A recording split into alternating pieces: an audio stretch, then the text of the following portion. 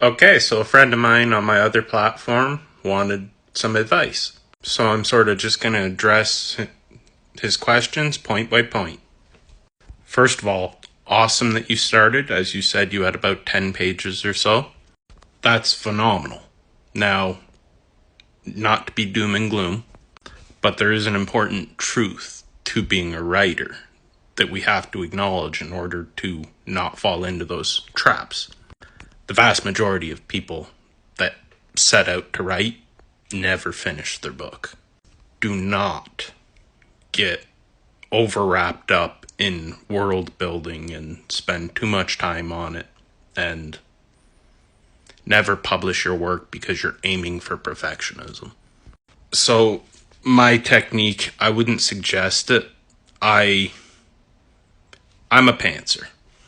I don't plot anything. Lore and world building comes to me on the fly, and I flesh it out later. That is more difficult for most people. Honestly, I make things more difficult on myself. You should at least have a skeleton or outline. Don't spend time figuring out the politics of your planet, the geographical and historical significance of it. Only explain what pertains to the story as it needs to be explained. And show, don't tell. That's the difference of explaining that they live in a metropolis or having someone run into a metropolis with towers, yada, yada, yada. An easy way to sort of think of it and do it, say a magic system.